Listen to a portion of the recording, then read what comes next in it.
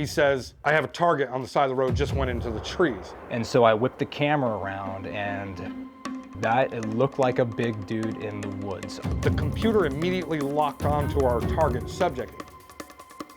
63 feet from the camera, 7 feet tall. Is it me, or does this look similar?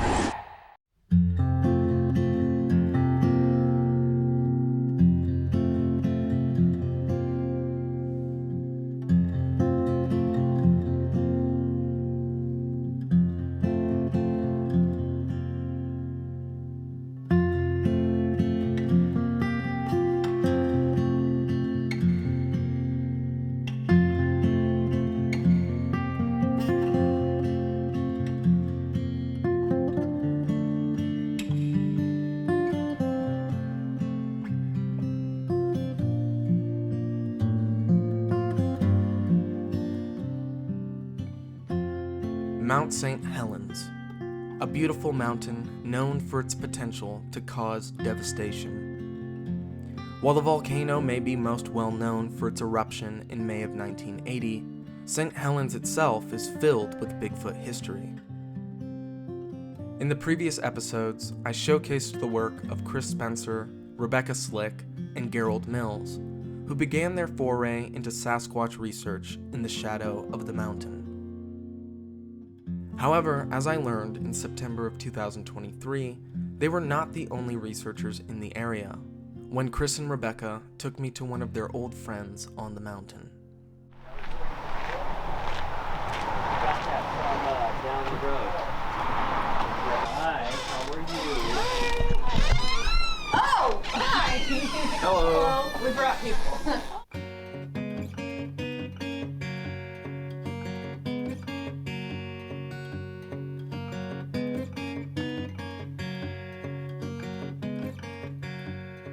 My name is Joseph Bongiovanni, and I have a place called North Fork Survivors. It's actually twofold kind of career, one being Bigfoot research with the Cascade Sasquatch Research Organization. Our research area is the Mount St. Helens vicinity, roughly 30-mile circumference around the mountain. On the other hand, also have a museum that we're putting together, and we're going to showcase information about the people that were involved with the eruption.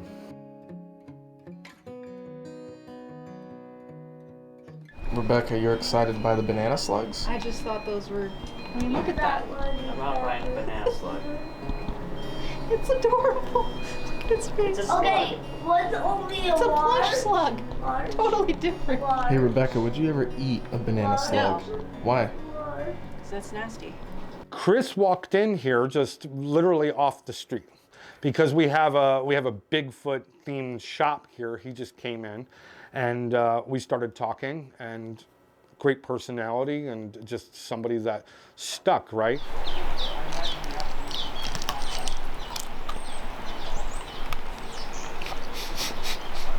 Hello. Chris is always eating. I'm always eating. I think in the beginning he was doing his own thing, and then he was interested in the CSRO and what we were doing, and it just kind of didn't pan out of to do anything further.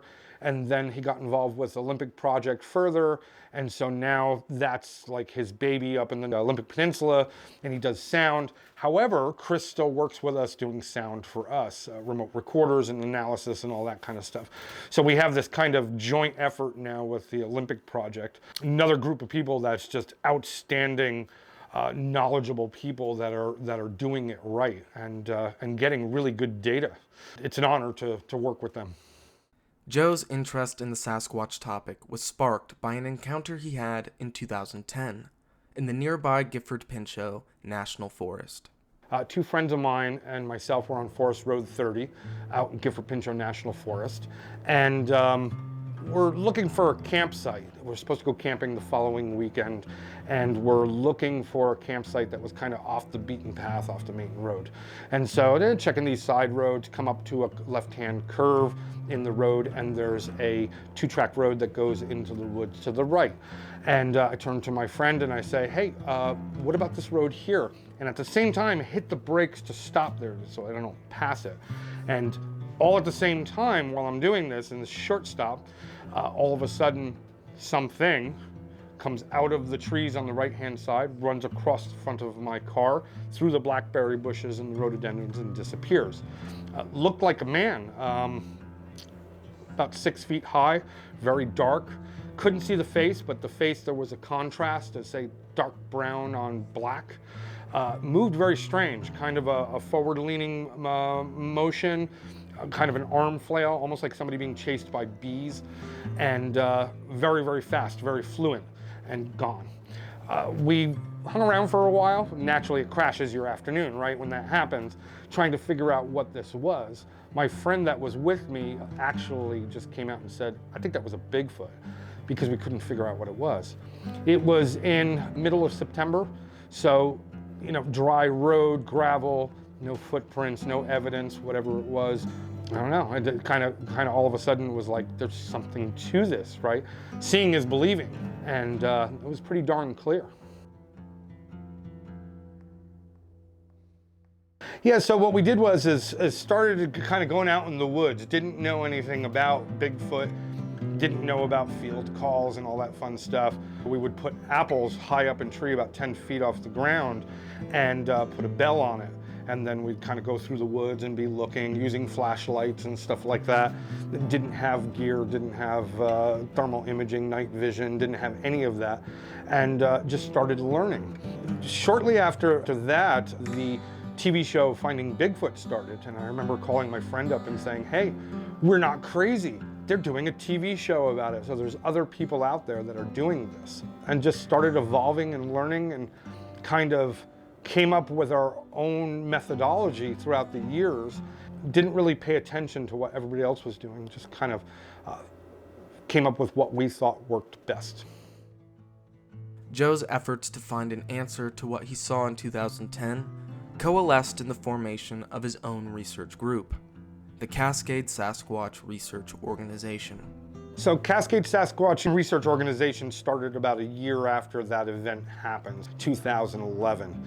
The biggest event with that is we had 4 t-shirts made, and we had t-shirts that had our name on it, right?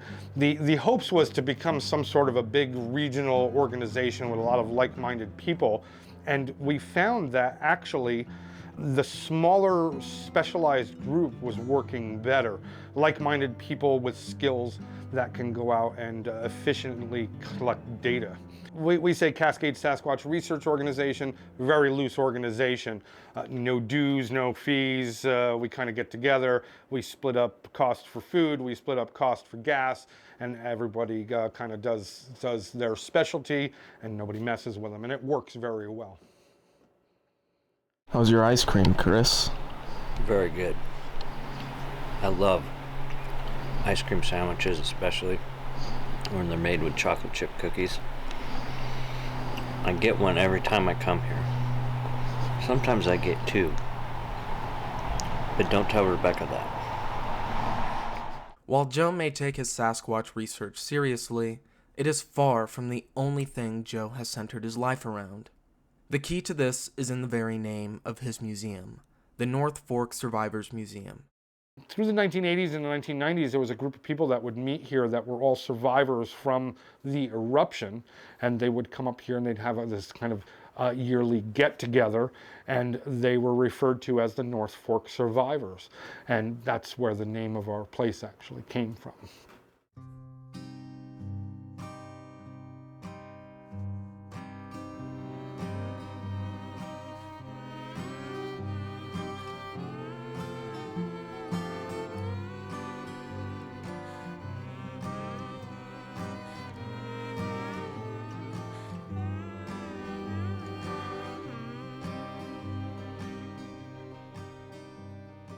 May 18, 1980 marks the deadliest and most economically destructive event in U.S. history. When Mount St. Helens erupted, it took the lives of 57 people and destroyed 200 homes, 47 bridges, and 185 miles of highway. The mountain's height was reduced by over 1,000 feet, leaving a 1-mile wide crater in its wake. Ash covered the surrounding countryside for miles, leaving people to clean it off their houses and personal belongings for weeks. Even 44 years later, ash from the eruption can still be found in some of the towns surrounding St. Helens.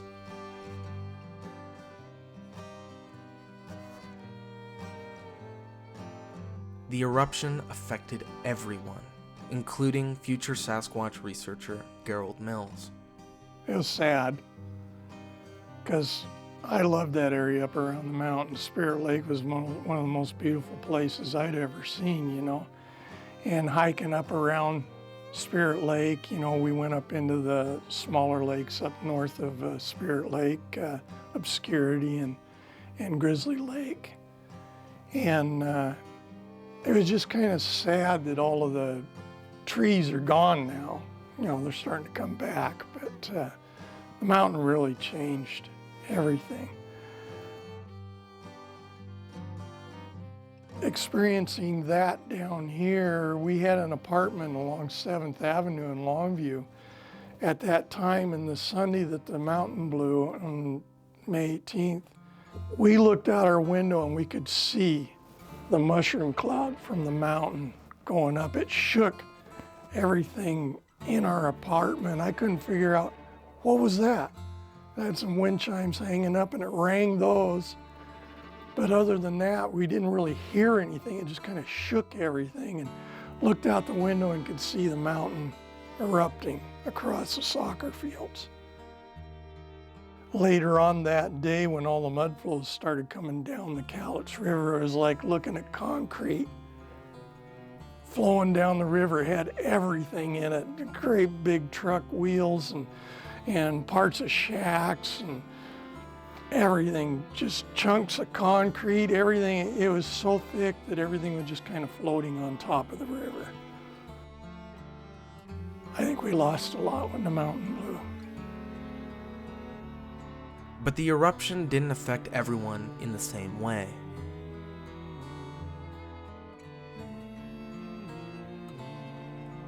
All right, so we go back to May 18th, 1980, right? Here I am, a young kid, just getting interested in science and so forth.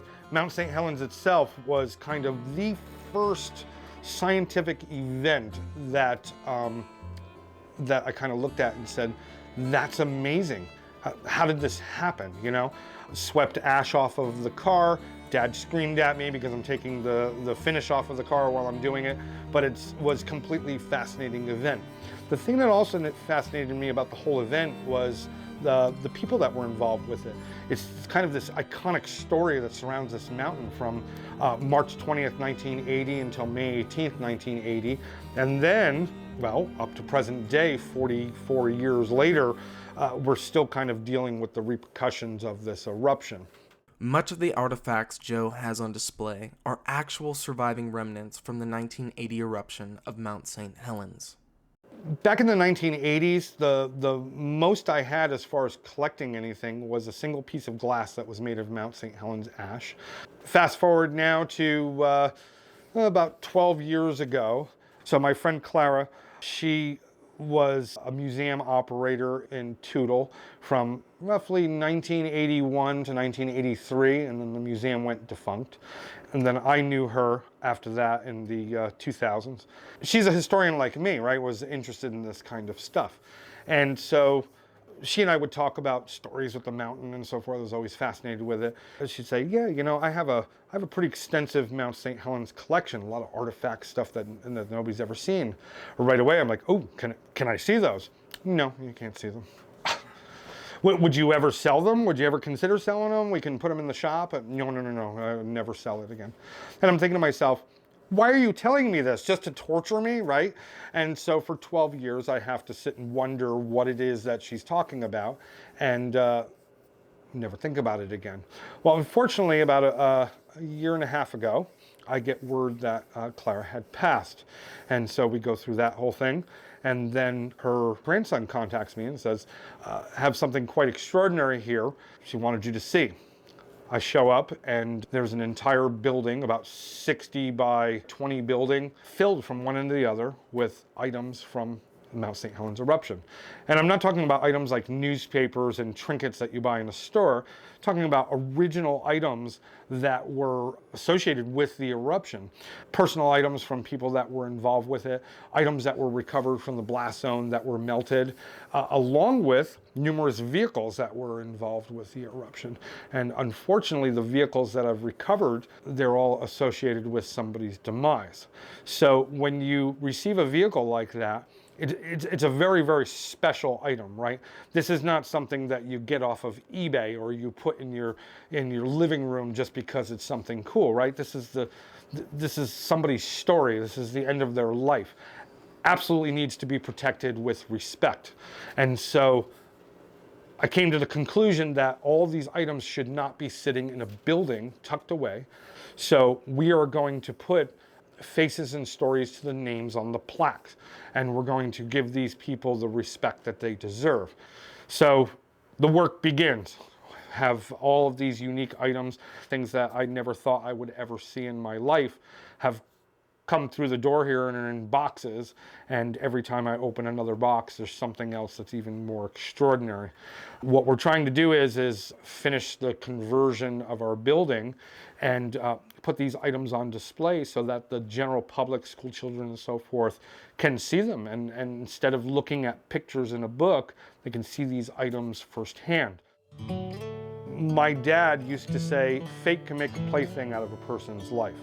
And in fact, I keep going over deciding whether or not I should get a tattoo of that because it keeps being proven true over and over again. For 10 years, I had two friends, Ron Rainier, Blair Barner, that owned this place. In that 10 years, they had this place, well, they put it up for sale about 2 years after I'd met them. And I used to joke around with them saying that I'd love to buy it, right? I originally lived in Castle Rock. In 2017, I'm talking to Ron and saying, you know, I'd really love to buy this place and do a little gift shop and stuff like that. And we're into Bigfoot, so it kind of fits. And Ron and Blair turned around and said, you know what? We've had offers. We've had people that wanted to turn this into a marijuana farm and raise the buildings and put condos here and all these crazy things that had come up. And they were not into that. And so they said, well, we'll sell it to you. I said, I want to continue the story where you left off. Not only with the Bigfoot thing, but also my knowledge of Mount St. Helens. It's just been like obsessive with it for 44 years now, and it's obviously gotten worse.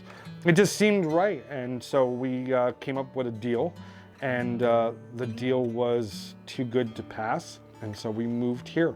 It's a joint project between myself, my wife Diana, and my mother-in-law Laura Lee Curcione. So all three of us have kind of pulled together to make this happen. And we all live on site, have my daughter Phaedra here with us, and it gives her a really, really cool environment to grow up in.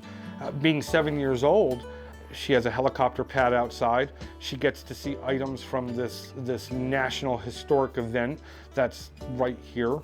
She gets to ride around in a Humvee and do research stuff, and it's kind of a neat thing. I wish I had that kind of childhood growing up, right? Just outside of Joe's shop is a tiny roadside marker that lets people know they've arrived. A 22-foot tall statue of Bigfoot. So the statue was built by a lady by the name of Beverly Roberts, and she was known for making concrete animal statues all around the Northwest. Prior to her building that in 1994, there was a Bigfoot statue that was out there. It was made with chicken wire and carpet over it. And we had neighbors that lived down the street here. They had a bunch of young boys who were pretty rambunctious, and one of them set the Bigfoot up on fire in the middle of the night, and it burned down. So when somebody burns your Bigfoot down, what do? You rebuild it out of concrete. And so Beverly Roberts came here. It took her 2 years to build it. She basically built it like a 3D printer. She started at the feet and went all the way up to the top with scaffolding. And now we have Bigfoot out there. This program that I'm working on, Outstanding Program, brings you unique things. I'm going to actually tell the world something on this show here that nobody has ever put anywhere on the internet. And that is that the Bigfoot outside, his official name since he was built is Barney. And Nobody knows that. So you guys are number one. There you go. Well, thanks. As of recently, business at the North Fork Survivors Museum and Interpretive Center has been slow due to the closure of the Johnson Ridge Observatory. While the road itself is open to a certain point, road closure signs placed at the start of the road have inadvertently harmed Joe's business. So there's a large landslide. Johnson Ridge Observatory is closed. And we don't know if it's going to open this season or not. It's still up in the air. My guess is probably not. However, the road is open up to milepost 45.4, I believe it is. And that would be Hummocks Trail, Coldwater Lake, Coldwater Visitor Center. How do people help? Come in, visit us, come and walk through, talk. The other thing is too, is as a museum, we're open to donations. Is there anybody out there that is a history buff like me? I have unprecedented items here that nobody has ever seen. The fact that they exist is absolutely amazing, and they need to be preserved. And you know as well as I do, it's extremely expensive. And unfortunately, I have to preserve all of this out of pocket right now. And that's pretty difficult to do. An additional side effect to the lack of traffic at the North Fork Survivors Museum is the lack of Bigfoot reports. So most of the people I get through here are tourists, but I see a lot of people that are local from the Pacific Northwest, Northern California, come through here, they tell stories. If you go through town where we live here, if you could walk up and you can knock on the door and introduce yourself, and they don't think you're a madman for just walking up and knocking on the door, but we'll say in a perfect world it actually works, and you said, hey, when was the last time you heard or saw a Sasquatch? I am pretty sure that 9 out of 10 homes that you knock on the door, especially in this area, that they'll say, well, about 2 weeks ago we heard one up in the woods, or I was hunting last fall and saw one or heard one, or they'll all have a story. It's to the point where it's almost like you can go to your neighbors and say, you know, there was a Bigfoot in my garbage yesterday. And they would just turn around and go, was it a big one, little one? What color was it? Like we're talking about a bear in your garbage, right? There's more people out there that have seen them than you would think. The thing is that they don't disclose it because of ridicule. There's always the people that are passing judgment rather than listening to the stories and the commonalities of the stories and so forth, the regional commonalities, and putting the information together. The North Fork Survivors Museum and Interpretive Center is a rare and unique location due to its focus on the preservation of historical artifacts, but also its attention to Sasquatch. Joe's meticulous attention to detail in both subjects makes him an ideal researcher for his chosen location, and perhaps the only person perfectly suited to answer a highly specific question that involves both Sasquatch and the St. Helens eruption. Can you talk about the bodies, the supposed bodies? The bodies at Mount St. Helens. So being in this field, dealing with Mount St. Helens history as well as Bigfoot, we get all different walks of life, right? And so that story comes up pretty often. Talked to numerous people that claim to have been involved with that. Older gentlemen that had come in here and said that they were part of the National Guard, reclamation logging team, search and rescue people that were up there. Let's look at the facts of what we know, right? So in 1980, 230 square miles flattened. The estimation from the biologists that were up there, 175,000 animals killed. That's everything. Bear, deer, elk, birds, chipmunks, whatever, right? A lot of animals killed. Now, as teams are in there and they're looking for victims and they're doing reclamation logging and so forth, these bodies strewn around the blast zone pose a biologic hazard. So the decision was made to remove the bodies, burn them, and dispose of them so that people are protected. Field biologists get involved and they say, well, there's a lot of data here. We can look at populations and so forth. They start categorizing these bodies. You got this pile of deer, elk, bear, etc., going down the line. Numerous people claim that there was a pile of bodies that looked like burned human bodies, and they were kept underneath a cover, like a big tarp. There were National Guard personnel that were kind of watching over this to keep people away from them. And then at some point in the evening, a lot of people claim that these bodies were kind of netted up and flown out under cover of darkness to who knows where. Now, the story goes a little bit further too, in that some people claim that an individual was recovered, was still alive, a Sasquatch, and that was given medical attention and put in a Jeep, driven through the blast zone, looking for its friends, family, or whatever, making calls into caves. That part I'm skeptical with, right? Because we're looking at a blast zone where the entire forest is on its side. Where are you driving a Jeep? Well, we can look at facts. Michael Lemieux is a cinematographer, very talented, was in the blast zone around May 25th with that eruption. Takes him 8 hours to walk a half a mile, and yet supposedly they're driving a Jeep. So that part I'm not really comfortable with. But the part with the bodies that were recovered, after talking to numerous people, they give details of where individuals were stationed around this pile. It's a consistency of 6 to 8 bodies that were under there. I haven't met anybody yet that says I know exactly how many, but it was kind of an estimation. They describe hands, feet, that burned hair, blackened bodies that they had been killed by the heat blast from the eruption, and they all talk about what type of aircraft took them out, and the details fit up, and these people fit together, and these people don't know each other.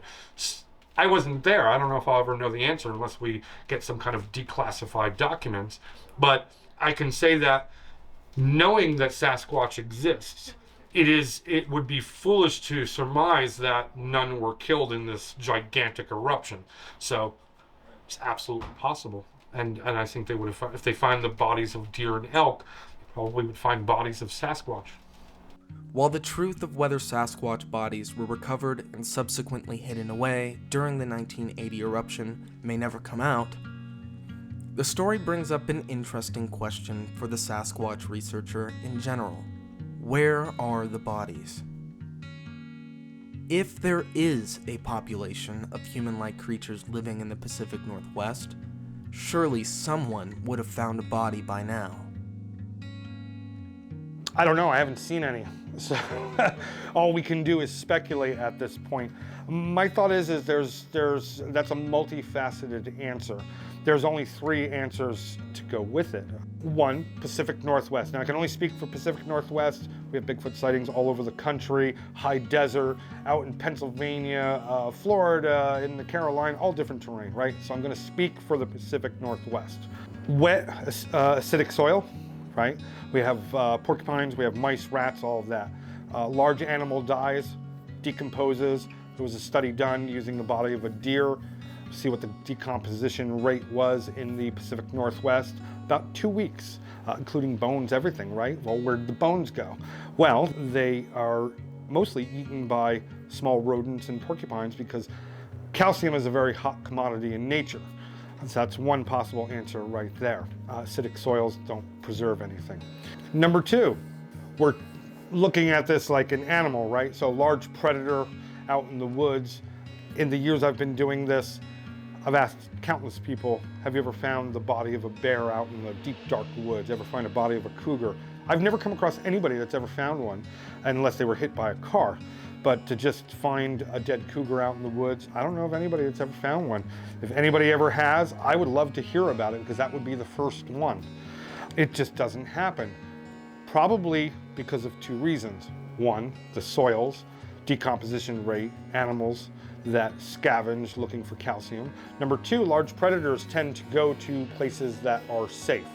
Deep, dark brambles in the woods, small caves, under logs, something that usually, if they're not well, dying, ill, injured, kind of hunker into something. Do they die there and we just don't find the body?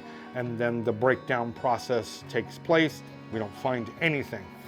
Number 3, we talk about hominids with, basic social structure, more developed frontal cortex, language, thinking, reasoning, curiosity. So who's to say they don't bury their dead? We see it in other animals, bury their dead, so it's not that far-fetched to surmise that these guys may bury their dead also. Dead individual to a small family group would be a very, very dangerous situation. Gives away your location, calls in other animals, predators, not a good situation. So maybe they bury their dead. I don't know. My hopes is that one day there's going to be one of our glorious Pacific Northwest landslides, and that there's going to be some kind of like what elephants do, where they have an elephant graveyard. Maybe there's a Bigfoot graveyard somewhere where they've been putting all the bodies, and this mountain's going to open up and it's going to be full of bones, and we'll go, huh, there's our answer, right? But we'll have to wait and see. Aside from accounting for natural decomposition, or the theory that Sasquatch may bury their dead, another intriguing question has to be raised. Just how many Sasquatch are there? While the Bigfoot world may debate possible population guesstimates, members of the Olympic Project have their own stance on the matter. As far as researchers go, I'm way on the low end of numbers. Like if we were to take the entire Olympics, if I was going to guess how many were in the Olympics, I'd say maybe 20. That's not a popular guess. I think most researchers would say 1, 2, 3, 400. No, I think if there was those kind of numbers, I think this game would be over. I think that there are much fewer. I think they're quote unquote going extinct. Because with today's technology, everybody walking around with a phone, everybody can record, you know, even the kids. And when's the last good film we got? Roger Patterson, 1967. Think about it. If their numbers were growing, and now all these humans everywhere has this recording capability, we'd have much better film by now. So I think they are dwindling. I don't know, I could be wrong. But I also think they're just uber smart, and they know how to avoid us. But I also think we're kind of their Achilles heel too. I think that we do provide a lot of their entertainment. Think about it. You know, they probably don't have a lot to do as far as entertainment's concerned, but when we come out into the woods, you know, you can hear us from a mile away, and we probably smell funny, and we look funny. We do funny things. They have to be curious, and that's why they're seen so often around campsites, I think. This gives them some entertainment. I don't think there's that many of them, honestly. Honestly, there's a lot of people that go missing that we never find anything of them, which is unfortunate. But there's a lot of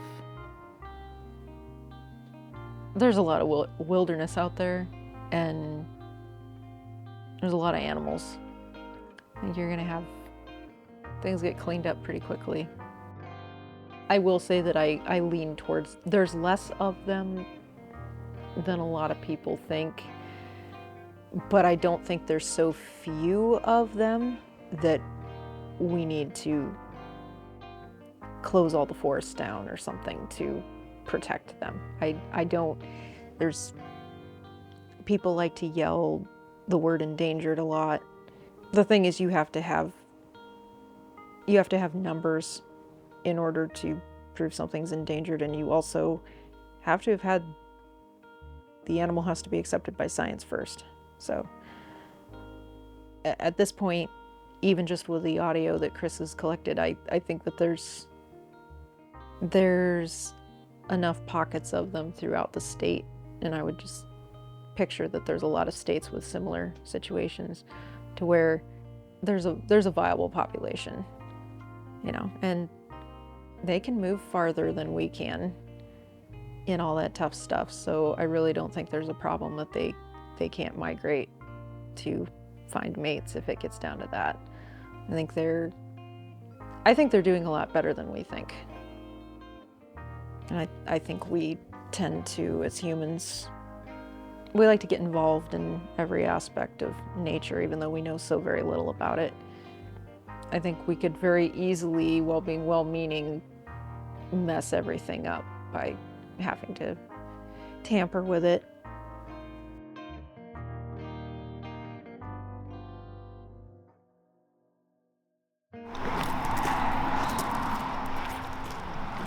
Like any researcher, Joe has tools to aid in his research endeavors. But he has probably the most unique instrument I've ever seen.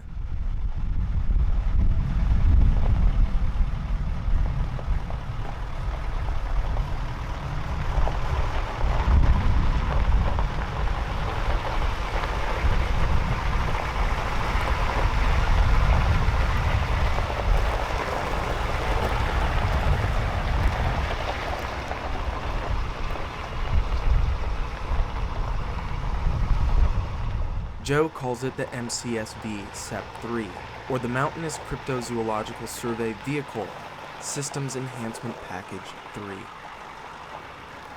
Okay, there we go. So what are we looking at? This is a research vehicle for the Cascade Sasquatch Research Organization, basically repurposing something that the government would have thrown away, right? So in the end, it's a M1025A1 Humvee Marine Corps issue truck. What we did is modified it for basically night operations for wide area scans of areas up by Mount St. Helens. There's actually two different systems that are on here. The one that's right here is a short-range thermal imaging system. Say figure from truck to about 300 yards. And then there's a long-range system up top there that's a turret control. And that one can reach out about 2 miles on a human-sized target. The idea with the long range, you can't really use it when you're moving, is to kind of sit stealth up on the top of a hilltop or something, look at an entire valley, around a lake, whatever, and be able to cover large areas without letting anybody know that you're in the area, and kind of let our subjects do their thing and not know they're being observed. In interior wise, this is obviously driver's area. We have controls for 940 nanometer IR lighting, and then we have a monitor here. It's kind of a cheap monitor from the imaging side. I put that in because I got tired of the imaging guys saying, "Hey, that's really cool. What is that?" And I can't see. So I have a cheap monitor. You can take a look at that. In here, we have the short-range thermal imaging, and this is long-range thermal imaging. It's also all of the video recording goes on to the drive there, GPS, so that we can kind of pick elevation and locations and so forth. This is a joystick control for short range thermal imaging, and then the one right here fits on a kind of a leg mounted system that allows you to work long range thermal imaging. Again, it's only used when it's not moving. A lot of people will look at it and say, you're a total idiot for driving that around. It's loud, it smells, it's big and bulky. Why would you use that? Well, that's a multifaceted answer. One, it's a diesel engine. All of the wildlife in the woods is used to the sound of a diesel engine. Weyerhaeuser goes through logging roads every single day, everywhere in the Northwest. All the animals know the sound. It's a smell that they're used to. It's not anything different because, again, Weyerhaeuser in the woods. I've gone out with Joe 3 or 4 times now, and we usually ran the Toutle Range, which it's a mountain range that runs between the north and south fork of the Toutle, and it's pretty impressive how running lights out. Joe uses night vision. He has IR headlights, and then I would run the thermal unit on the passenger side.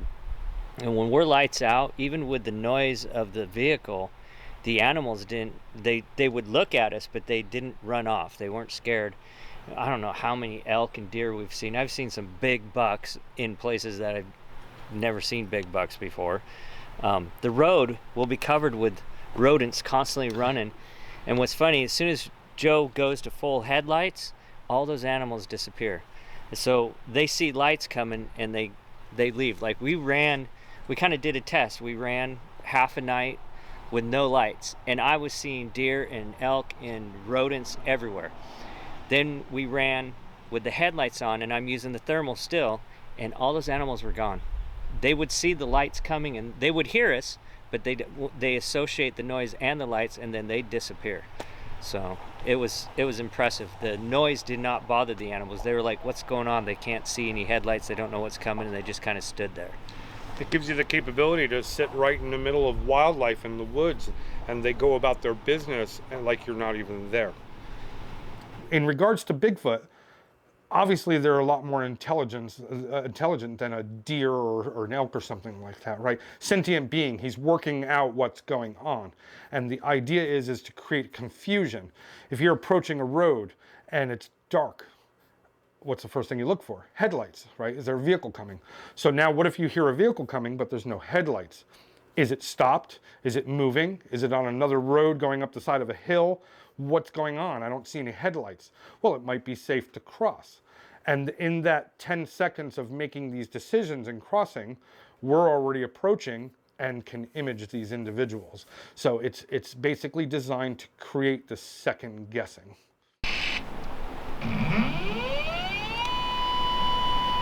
Right now it's running a self-check to make sure that everything's doing what it's supposed to.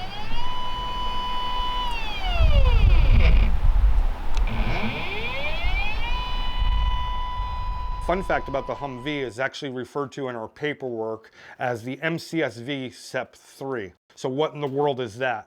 It's the Mountainous Cryptozoological Survey Vehicle. Ooh, big cool acronym, right? SEP3, Systems Enhancement Package number 3. And the reason why we would use SEP 1, 2, and 3 for enhancement packages is that when we fill out a report and something goes down, if you see on there SEP 3, there is a predetermined set of capabilities in the vehicle that you don't have to describe in the report because that SEP 3 identifies it. So SEP 3 right now would be long range and short range thermal imaging, upgraded IR illumination and so forth. SEP 2 was short range thermal imaging only. SEP 1 was actually a light package that was on there that has completely been scrapped at this point. This vehicle actually, when I got it, it was a tub and 2 seats, and it wouldn't start. And so I redid the engine, the transmission, transfer case, all new body restoration, the geared hubs, and then the interiors completely new, all the wiring, and then the imaging. Both systems are custom built. And it took 8 years to do that, but one little piece at a time. Every single component was put together by myself. How much do you think you put into it? Oh boy. Yeah, we're probably looking at close to $250,000 at this point. Yeah, terrifying. But worth it, hopefully. Yes, it has proved useful. It has gotten good information for us. It's definitely played its part and has been worth it. Joe has experienced success with the MCSV, not in just remaining hidden from animals, though. Joe believes that they have captured a Sasquatch on their close-range thermal. But first, an introduction is due to a member of Joe's team, Colby Russell. My name is Colby, and I don't know how to answer. What do? I guess I look for Bigfoot. I like to hide in the woods. Big backpacker. I don't know how to answer that. I'm sorry. No, you're good. That's that. I'm Colby. I'm just a guy. Yeah. So I've always had an interest in anthropology and the human condition. And you combine that with a love for the great outdoors. Growing up in the Pacific Northwest, you're naturally exposed to the Sasquatch concept. And so being somebody who's interested in anthropology, more the biological anthropology, less the sociocultural, but and something that's very similar to a human potentially living in this area, definitely grabbed my attention pretty quick. So when I was about 14 years old, I was in so basically I grew up in a smaller town and everybody kind of knew everybody. And one of my friends, he was not an outdoorsman, and I don't think he is still, but his family owned a piece of land out in Grays Harbor County, about 1 acre, surrounded by privately owned timber company. So it was private access. Point is though, long story short, he knew I was a big time outdoorsman. And so he's like, hey man, I have to go on this camping trip with my family, boo-hoo, you know, why don't you come along? So I have someone to talk to, I'm gonna have fun. It's like, okay, great, I'll go along. So like I said, about 14 years old, and we're out there for about a week. We usually hung around the river, the creek that was down there most days, but on the last couple days we started to venture out into the surrounding woodland to kind of just check things out. And it's just, like I said, there's not much out there at all. It's all just privately owned timber company for just miles and miles and miles and miles in every direction. We're probably about 4 miles from his campsite one day, and it's probably about 4 o'clock in the afternoon as well. So we were gonna check out one last clearing, then turn around and come back. We saw an old camper out in the bushes we wanted to check out. That's what caught our interest for this clearing. So we went out to check out that old camper. And as we're walking out into the clearing more so, I just out of the corner of my eye, see something up on a ridge. It's a big clear cut. And just up on the ridge, we have an individual standing up there. My entire encounter probably lasted about 3 seconds. It was not very long at all.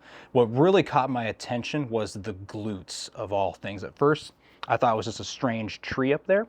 And then what caught my attention though was just the glutes on that thing. It just the way it was shaped was not like the other trees and stumps that you'd see up on that ridge up there. And so I glance up there for a second. The sun's kind of silhouetting it. I'm not able to make out a lot of details, but he is standing upright. And I look up at this shape of this figure and I just see a head turn down, turn back up again, and then snap back. And at that moment, I basically grab my buddy. He's just sitting there, blah, blah, blah, blah. He's not paying attention, right? I grab him like, we got to get out of here. This is weird. And so we take off and run. And so what we see here is it didn't quite look human enough is the problem. It kind of had that I don't want to say cone shaped, but that more kind of sagittal crest look you see on a gorilla skull. And that's kind of what caught, again, looking up there, seeing that head turn.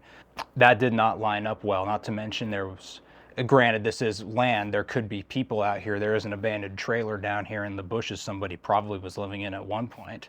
But just the way it turned and looked, again, it was really dark colored. It wasn't wearing any clothing. You could kind of see in the way the sun was shining on it, because the sun was kind of shining over his back left shoulder. You could kind of see down in the lower back left side of him a little bit of a sheen of some fur and all that. So, I mean, it's like, it is what it is, right? And so that was the moment where kind of it clicked into place that perhaps there is some significance behind these Bigfoot encounters. In the moment, it was kind of a flight or flight. You know, you see a large animal out in the woods. I mean, I've seen bears, I've seen cougars, I've been chased off Mount St. Helens by billy goats once a couple summers ago. Anytime you see a large, dangerous animal, you kind of go into fight or flight. And so that was the case this time as well. We get back to camp. My sleep was very broken that night. Obviously, it was kind of this reality shift, like, you know, there's something out there, right? And overall, though, I think it's triggered more curiosity than anything. I'm not afraid to be in the woods now because of it. Some people, I've heard stories of folks who will never go in the woods again, right? That's not me at all, because you can't take Colby out of the woods. It's just like that wouldn't be myself anymore. But yeah, no, it's just more curiosity. And it's not like I go out there only looking for Bigfoot. I just like being outside. I love the mountains. They're beautiful. But there's curiosity now, and there's some awareness now that I have. And as I start paying attention and looking for little things, saying maybe if things don't add up, maybe this could be something here. So in the long term, it sparked curiosity and in a way kind of more hope, because growing up, I was kind of under the impression that we had discovered everything and that science was taken care of and that the world wasn't quite the mysterious, cool, fantastic place it was as a kid growing up, right? There wasn't that wonder and awe of the unknown, but now there is again. So I think that's a good thing overall. I think it was a positive influence there. So Colby and Joe have worked together for a number of years, exploring the forest surrounding St. Helens and searching for Sasquatch in the MCSV. Yet their greatest success was in 2022, while on a research outing with Chris and Rebecca and several other researchers. We were doing a survey northeast of Mount St. Helens, and we were called in by some team members that are working this particular area, and they've been doing it for a number of years and broken it down as to kind of where individuals are moving and so forth.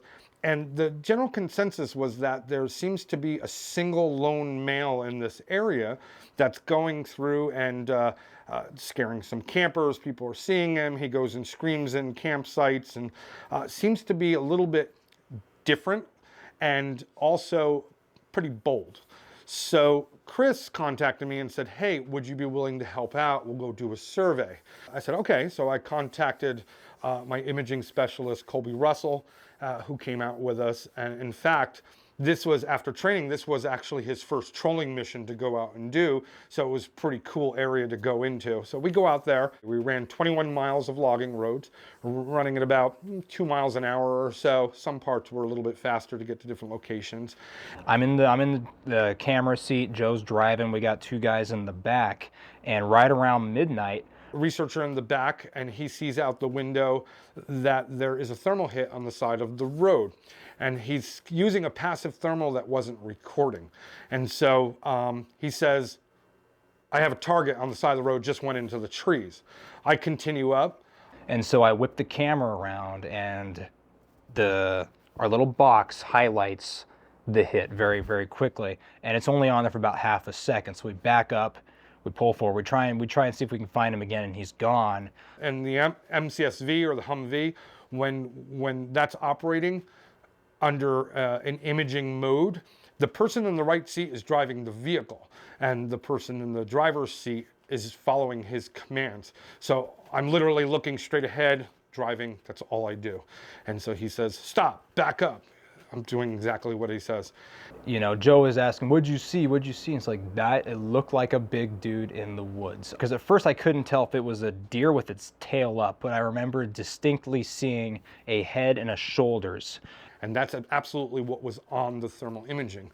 So here we are looking at the thermal imaging hit. It's actually a snap from the film. First thing, disregard the date. The date was completely wrong on the computer that particular day. So when we scanned across, caught our individual right there, computer locked on him. And then what I've done is I've blown this up so we can see him better now. Here's where we were talking about. You can see the glutes right there. Small, the back is kind of darkened, right? It's cooler. Head is much warmer. This is his left arm right here. He's turned back looking at us in front of this tree. 63 feet from the camera, 7 feet tall. The feet look cut off because he's standing in low brush, right? There's a lot of ferns and stuff growing on the ground, so we can't see his feet, but we can kind of see the bend in his legs. What's interesting is this particular point of view with our target subject on here. In looking at it, if we had filmed a human being, anatomically you look at it and you can say, that's a person. We don't know whether male or female, but it looks like a human being, right? This particular individual, even though it has 2 arms, 2 legs, standing upright, it doesn't quite fit. It's bulkier than a human being, right? It's also not wearing any clothes whatsoever. We don't see pants, we don't see jacket, we don't see like he's wearing a ghillie suit or something like that. It's obviously not wearing any clothes. From this perspective right here, to me that looks familiar. And so I pulled a snap from the Patterson-Gimlin film, and we're gonna flip over here really quick. It's glutes, kind of low rear end, the back with the legs. If I flip back and forth, is it me or does this look similar? Not the same creature, but the same type of creature. And we can flip looking at this, and we're going to flip one more and one more. There again is that kind of low rear end, kind of the same bulkiness of the midsection. So quite interesting. While not definitive, what is captured in the thermal image is distinctly humanoid looking.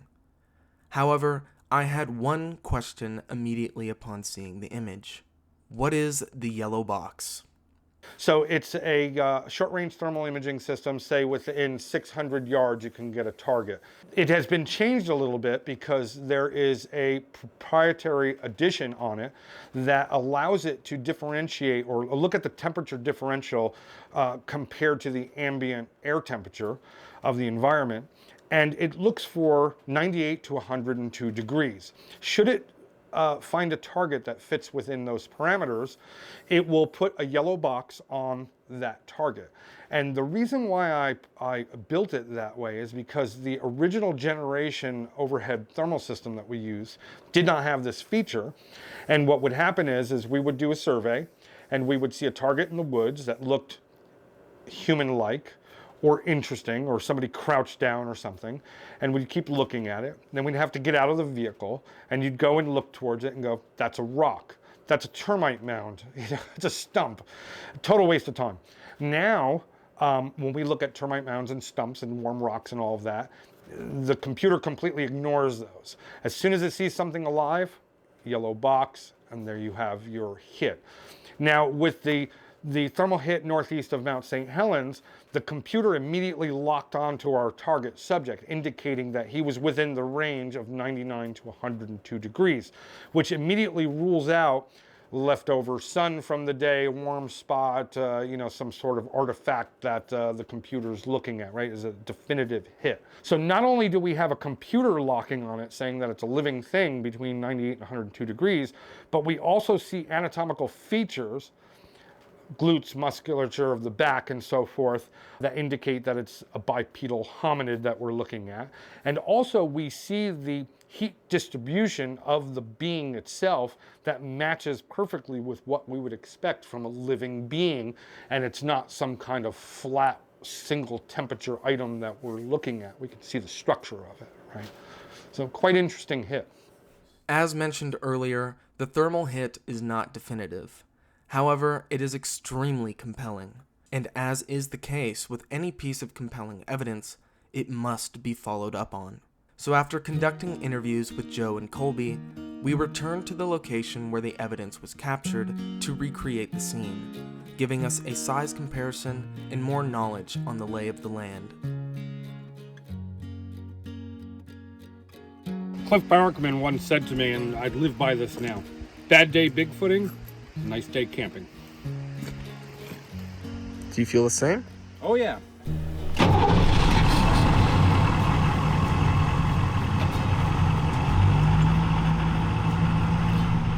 What are you doing? Just doing a range of motion. Okay, so Clear right. clear right. Clear right.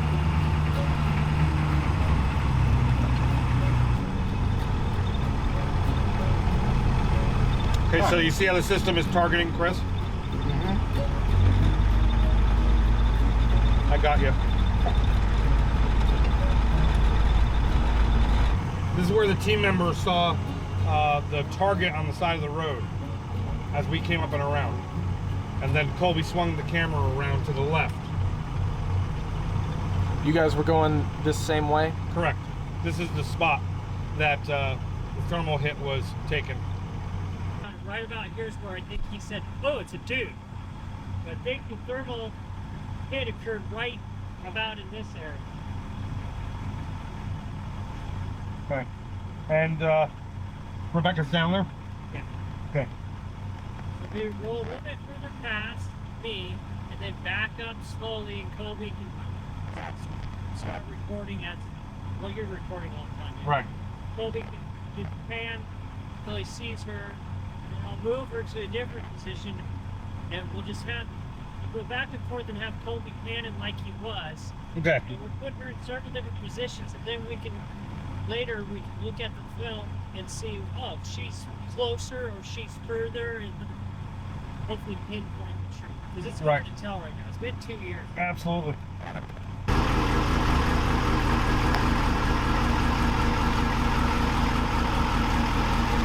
It's thicker than it was last year, that's for sure. Come left on the thermal more. A little more.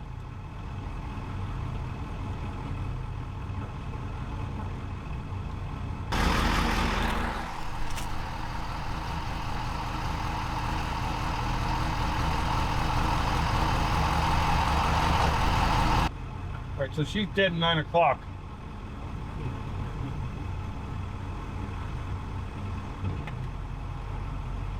We can't even see her. Nope.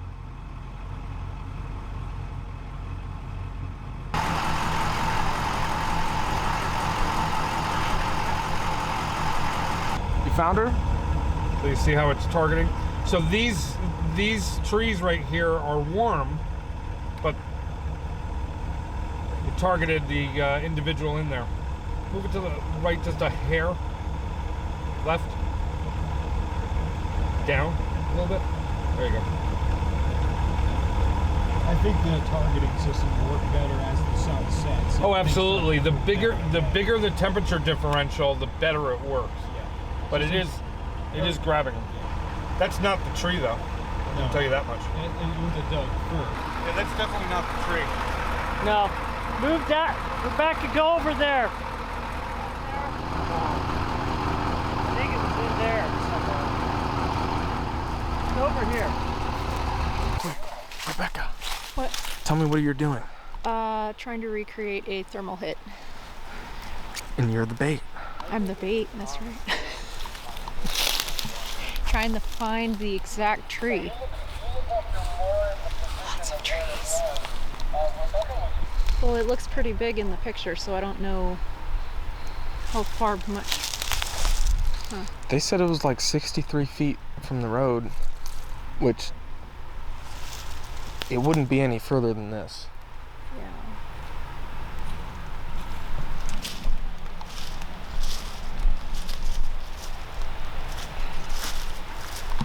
I think it's probably. Can you see me now? Are you to the right, further back? Yeah, I'm the furthest one back. We got you. Yeah, I think it's somewhere in here, the way the trees are slanted. I'm looking at the picture too. I think it was coming down this trail in a hurry when Colby. You look a lot smaller. I'm going to assume it was hauling butt, and I only took like two or three steps. And there's like a fir tree right here. It could have gone hauling butt right behind this fir tree, and that's why it only caught a split second of it. That's kind of what the thermal head looked like when it was in front of a jump there.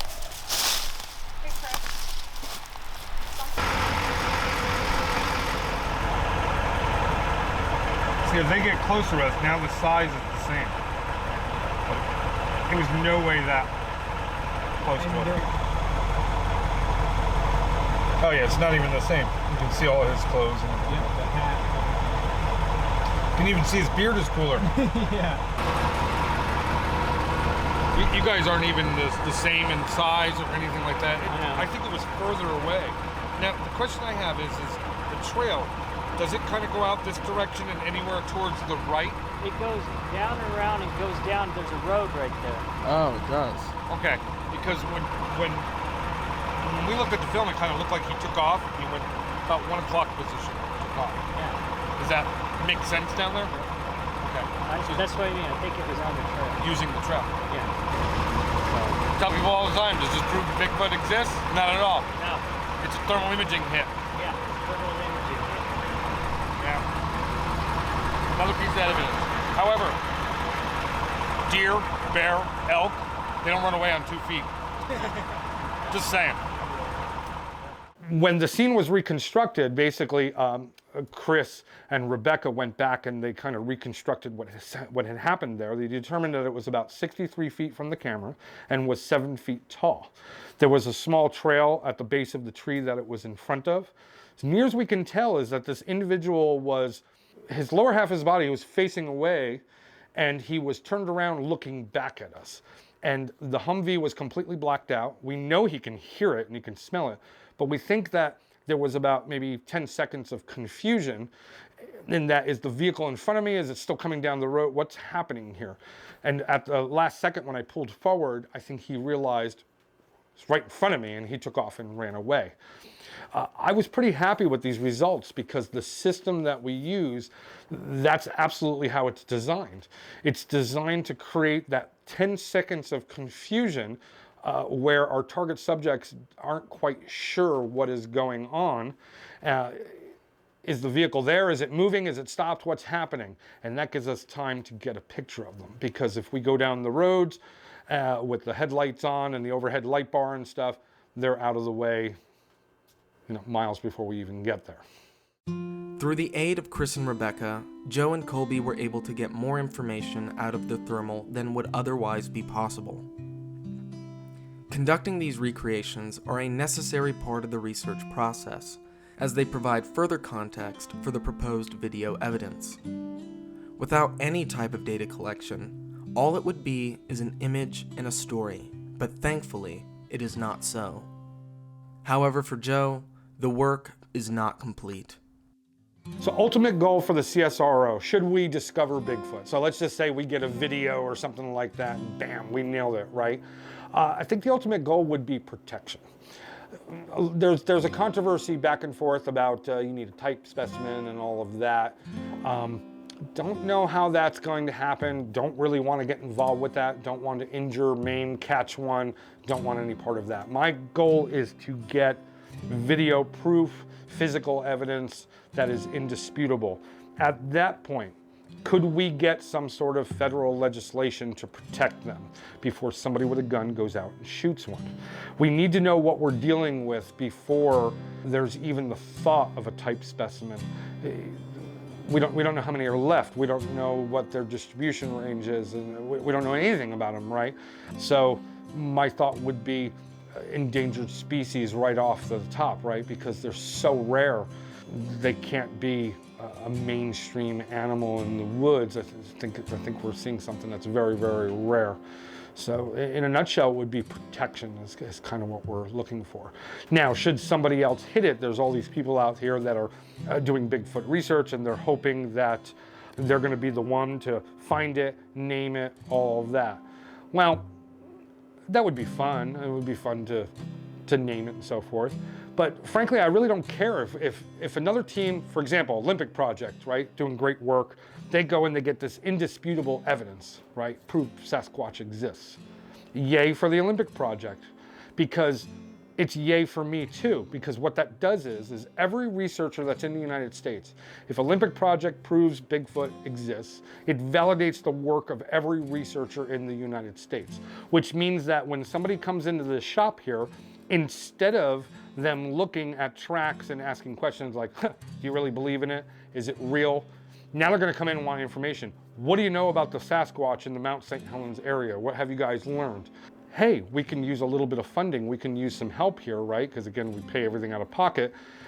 People might be interested in saying, hey, we want to help you out to further the research in the Mount St. Helens area. So a lot of the Bigfoot researchers that are out there, they get naysayers and so forth. And I've had everything in the world said to me about, whether you need medication, you need to get a life or whatever. This is a fantastic question that is being asked, right? Either Bigfoot is real or Bigfoot is a story, right? There's only two answers. Either it's not or it is. If it is, absolutely fantastic, right? What is it? What's the lineage? All of the stuff that we can learn. If you proved it wasn't real, well, it's still a remarkable answer, because that means that this story has survived since Native American times and is in our culture. It's ingrained. Little kids know about it, right? Completely ingrained in our culture. That in itself is fantastic, that this cryptid has managed to become part of our whole civilization, right? So both answers are equally inspiring and fascinating. The thing is, though, is that you're not going to get this answer sitting on the sofa, watching a TV show, typing on your computer with opinions. You need to get up off of the sofa and go out into the woods, go out into the areas where there are Bigfoot reports, and do the science, get the answers, come up with conclusions as to what exactly is going on. The most admirable trait about Joe is his dedication to his multiple interests. To Sasquatch, to the 1980 St. Helens eruption, to his family. Joe has the tenacity to commit himself fully to projects and see them through, even if they take years to complete. As Shane Corson said in an earlier episode, the search for Sasquatch is a marathon, not a sprint. And Joe certainly has what it takes to see it through for the long haul. And it is people like Joe, Colby, and all the members of the Olympic Project that will take us further along the road to discovery.